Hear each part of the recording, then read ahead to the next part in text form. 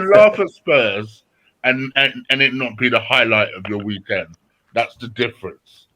It's the people that make it the highlight of their weekend, which is the people I have the issue with. Yeah, but Chick, one sec. Dan needs to leave. Dan needs to go, man. Dan, Lee, I've got to go. Absolutely. Wait a second, man. Wait a second. Dan, thanks for coming on. I know you got to go, man, and I appreciate you coming on for an hour. Look after yourself, boys. mate. Yeah, man. Nice Great seeing you, man. boys.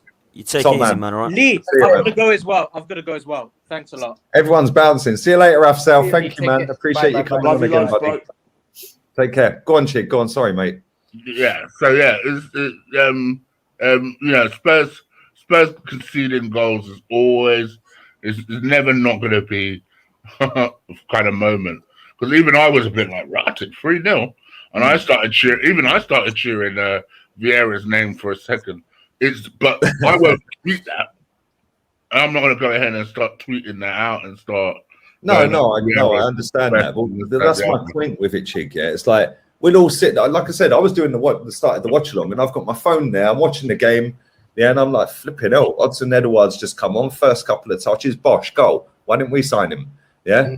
14 million quid, by the way. Yeah, linked to him. And our fans were saying he weren't good enough. 3 minutes later, bosh, he scored again. And I'm like, this guy scored more goals in 3 minutes than we've scored all season.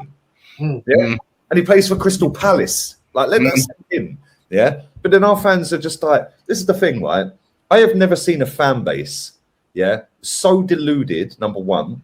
Yeah, but so reactionary to anything. Like, and when I speak to other fans, like when I speak to Matisse, he supports Chelsea, obviously, and I ask him, when you do kit launches and stuff, do the ex-players drop that? No, it's the first team squad. They put the kit on. They have the photo shoot. We don't need ex-players to promote our shirts. The players do it. And I'm like, okay, what about you journalists? Like, do they all come out with a PR? No. Our journalists are kind of cool, man. They're pretty sweet. And I'm like, so we've got the worst journalists in the game because they don't say it as it is. Our ex-fucking players all on the payroll, so they couldn't give a shit what happens with a football club. Our fans are starving of success. So now it's turned into, let's just slag off every other team for the fun, just for the banter. Yeah, because we ain't going to win anything. And if we do, then we'll ram it down everyone's throat about the manager because he's done a double. No, it weren't a double. He fluked an FA Cup. Yeah. And then he won the fucking glorified soccer aid. Yeah. That's all it was. It was a professional soccer aid. And that for me, sums up as a whole Arsenal Football Club. And that is exactly what they have wanted to achieve for the last 20 fucking years. Move to this stadium to get exactly what we've got now as a fan base.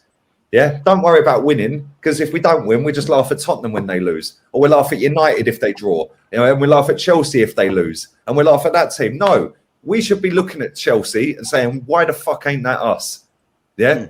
And then you've got players like Rob Holding who come out and say, oh, we don't aspire to be like them. Well, fuck off back to Bolton then, mate. Yeah, off you go.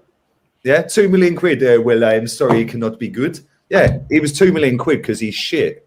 Yeah, let's be real here, right? And for me, I'm not going to stop with what I'm saying about this football club until they do what they smashed that stadium down for and fucking compete for a title. Yeah. I'm not stopping. Right? People are saying, oh, yeah, but 08 we competed. Yeah, we did. And Eduardo broke his leg. Yeah, but if we'd done what was required in the transfer window that summer, we wouldn't have needed him. Yeah, like when he was out, obviously he was a fantastic player, but we wouldn't have lost that player and we still would have won the league because we would have had adequate cover. 2013-14, we should have won the fucking title. Yeah, Aaron Ramsey was bagging goal, broke his leg. Yeah, but again, we didn't do what was required that summer. Yeah, then 2016, Leicester win the league. We only bought Petr Cech where no one was available.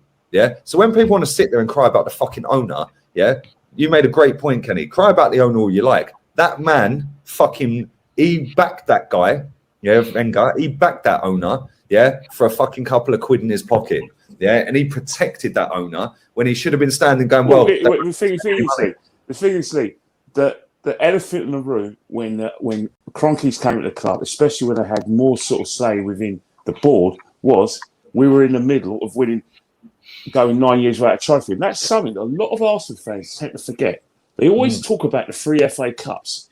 The FA Cups we won in 2014, 2015, 2017, and obviously Mikel's had a cup. And they always talk about laugh at Spurs winning trophies. Let's not forget, we were Spurs up until 2014.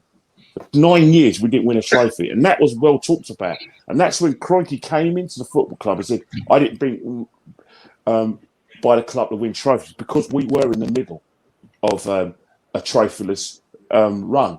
That's not. I'm not saying that Kroenke should exempt from what he said, but he was genuinely protecting Arsene Wenger, and he also said we've got the best manager in the world. What? So again, that was arse protection at all levels, and I think that's why I always challenge people when they say we didn't buy Arsenal ring trophies, and they see it as a red flag.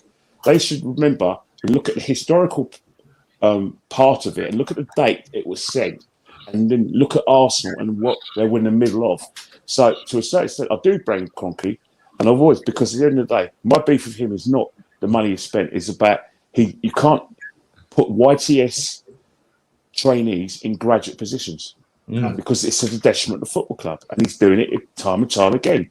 How can a billionaire who basically has got a multi-billionaire company in the United States, his wife, I think, owns Walmart. Surely, if you're billionaires, you do hire the right people.